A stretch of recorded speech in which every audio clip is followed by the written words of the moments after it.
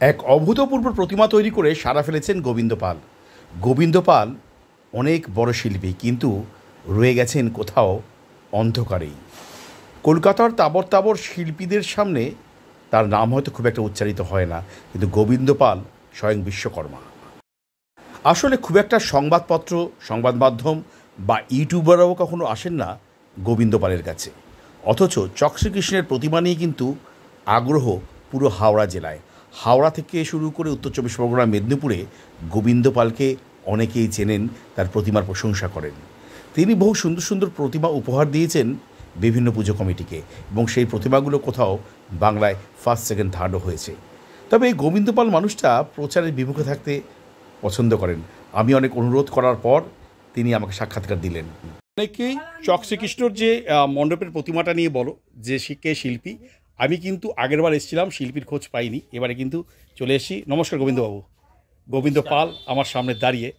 বলছি, আপনি কি জানেন যে কলকাতাতে আপনি ভীষণ জনপ্রিয়, মানে এই চক শ্রীকৃষ্ণর প্রতিমা প্রচুর মানুষ দেখতে আসেন কলকাতা থেকেও, এবং তারাই কিন্তু আমাকে আগেরবার বলেছিল যেন আমি চক শ্রীকৃষ্ণতে আসি এবং প্রতিমা দেখে যাই। আগেরবার প্রতিমা দেখে আমার দারুণ লেগেছিল, আর এবারে তো আরও দারুণ লাগলো। মানে আপনি যেভাবে একটা প্রয়াগরাজকে তুলে ধরেছেন, সত্যি অসাধারণ। বলছি, এই থিমটা কি আপনার ভাবনা? মানে এটা কি, মানে কীভাবে ভাবলেন এটাকে? এটা ভাবলাম যে এই সামনে প্রয়াগ হলো তো কুম্ভ মেলা, সেই হিসাবে চিন্তা ভাবনাটা করেছি আমরা। কতদিন লাগলো প্রতিমাটা তৈরি করতে? দিন 15 লেগেছে প্রতিমাটা তৈরি করতে। তো এই যে এত সুন্দর প্রতিমা, আচ্ছা আপনার আরেকটা জিজ্ঞেস করি যে আপনি তো মোটামুটি মানে এলাকার মধ্যে আপনার প্রতিমা দেখলাম, আপনার প্রতিমা এলাকার বাইরে আর কোথায় কোথায় যায়? কলকাতার দিকে যায় কিছু প্রতিমা? কলকাতার দিকে যায়নি, রানিহাটি, মানে রামরায়তলা, চড়িয়াল বাজার, তারপর মানে হাওড়া বজবজের দিকে আপনার প্রতিমা প্রচুর যায় আর কি। আসলে এই রাম ঠাকুরটা আছে আপনার ধুলোগড় আছে, ধুলাগড়ের প্রতিমা। বাহ, ওইটা বাহ, সুন্দর, খুব ভালো একটা জিনিস দেখতে পাচ্ছি। আচ্ছা, এটা এই রামটা আছে আমাদের বাউরিয়ায় যাবে। আচ্ছা, কখনো মনে হয়েছে কলকাতায় কুমোরটুলিতে যেতে হবে, বা কুমোরটুলিতে গিয়ে একটু কাজ করার কথা কখনো মনে হয়েছে আপনার?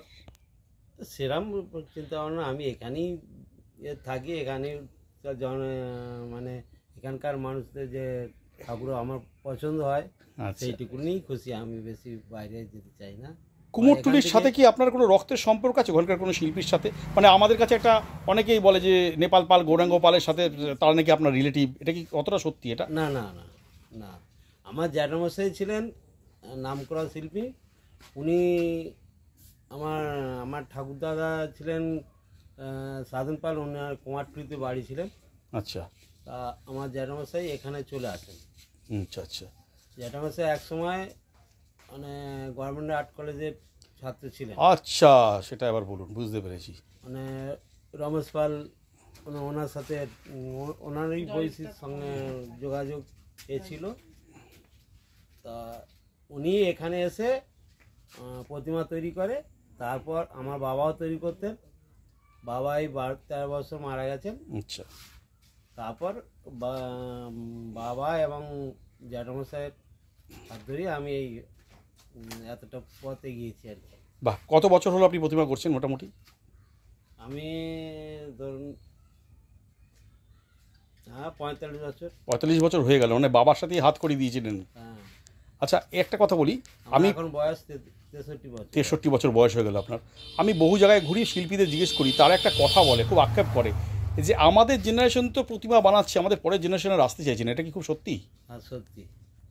আমার ছেলেপুলে, আমার দুটো ছেলে এই লাইনে এইসব কাজে আসতে চাইছে না। কারণটা কি? আর এসব কাজ পরিশ্রম বেশি, মানে ঝামেলা বেশি, এটা এইসব কাজের দিকে থাকতে চাইছে না। তারা একটু চাকরি করার জন্য। আচ্ছা, কিন্তু শিল্পীর বাইরে, আমার বাইরে ছেলে, আমার হাতে 25টি ছেলে তৈরি হয়েছে। বাহ, তারা প্রত্যেকে এখন শিল্পী। হ্যাঁ, তা আমার সহকর্মী, মেন সহকর্মী আছেন, উনি অমিত বেরা। ও আমার কাছে দীর্ঘ 32 বছর আছেন। ওরে বাবা, বহুদিন হয়ে গেল। উচ্চ মাধ্যমিক পাস করার পর আমার কাছে চলে আসেন, সেই থেকে এখনো পর্যন্ত আমার কাছে আছে। বাহ, অমিত এখানে এসো না। গোবিন্দবাবু যাকে নিয়ে গর্ব করছেন সে অমিত বেরা, আরেকজন শিল্পী তিনি, এবং গোবিন্দবাবুর সাথে বহুদিন ধরে আছেন। নমস্কার অমিতবাবু। বলছি, আমি গোবিন্দবাবুকে একটা কথা জিজ্ঞেস করছিলাম যে নেক্সট জেনারেশন, আমি কুমোরটুলি যত পটুয়াপাড়া সব জায়গায় যাই, তারা প্রত্যেকে একটা কথা বলে আমাদের পরের জেনারেশনের আসতে চাইছে না এর মধ্যে, এবং এটা শুনে আমার খুব খারাপ লাগে। এবং আপনার মতো একজন মানুষ বহুদিন ধরে ওনার সাথে আছেন, কেমন লাগে যখন এই এত সুন্দর সুন্দর প্রতিমাগুলো মণ্ডপে যায়, আপনার হাতের ছোঁয়া থাকে, কেমন লাগে অনুভূতিটা? ভালো লাগে, খুব আনন্দ হয়, দূর থেকে একটা খুশি থাকে। আপনারা হাওড়া এবং মেদিনীপুর সংলগ্ন হাওড়াতে প্রচুর প্রতিমা আপনারা সৃষ্টি করেন, কিন্তু এই শুনলাম যে হুগলি 24 পরগনা, কিন্তু শুনলাম যে কলকাতার দিকে এখনো সেভাবে করে আপনাদের প্রতিমা যায়নি। তবে আমি একটা কথা বলতে পারি, আমি জানি না, মানে হয়তো এটা খুব বড় কথা বলবো না, আমার এই ব্লগটা দেখার পর আর গোবিন্দবাবুর সম্বন্ধে জানার পর আমি এইটুকু কথা বলতে পারি, আপনাদের সাথে অনেকে কিন্তু সম্পর্ক স্থাপন করবেন কলকাতার। মানে এটা কোথাও আমার দৃঢ় বিশ্বাস, কারণ আমি বহু জায়গায় গেছিলাম, যেমন আমাদের সেই ক্যাপাসিটিও নেই যে কলকাতার ঠাকুর করব, সেই ক্যাপাসিটিটাও আমাদের মধ্যে নেই। না না না, ওটা ভুল কথা। আপনারা দারুণ শিল্পী, কারণ এই যে আপনারা চক্রীকৃষ্ণতে যে প্রতিমাটা বানিয়েছেন, সেই প্রতিমাটা কিন্তু ইতিমধ্যে বহু জায়গাতে আলোচিত এবং ভাইরাল। মানে আমাকেই আমার যারা সাবস্ক্রাইবার বন্ধু তারা লিখে পাঠিয়েছিল, দাদা ওই চক্রীকৃষ্ণের প্রতিমাটা আমাদেরকে দেখাও, ওটা প্রয়াগরাজ তৈরি হয়েছে এবং সেটা আমরা দেখতে চাই। আমি কিন্তু সেই লোভে আরও চলে এসেছি, কারণ ওরা আমাকে একটা কথাই বলেছে যে নলপুরে গিয়ে যে প্রতিমা দেখবে, চক্রীকৃষ্ণ যদি না দেখো তাহলে মনে হয় কিছুই দেখা হলো না। এবং এটা আগেরবার এসেও আমি ফিল করেছিলাম, আগেরবার এসেছিলাম, কিন্তু আমি তখন ওনার দেখা পাইনি আগেরবার। তো খুব ভালো থাকবেন আপনারা, এবং আপনাদের মতন শিল্পীর খুব দরকার। আপনারা সাক্ষাৎ বিশ্বকর্মা আমাদের কাছে, তো সুতরাং আমি আরও ভালো ভালো কাজ আপনাদের দুজনের থেকে আশা করব। ভালো থাকবেন আপনারা, এই আমার সব।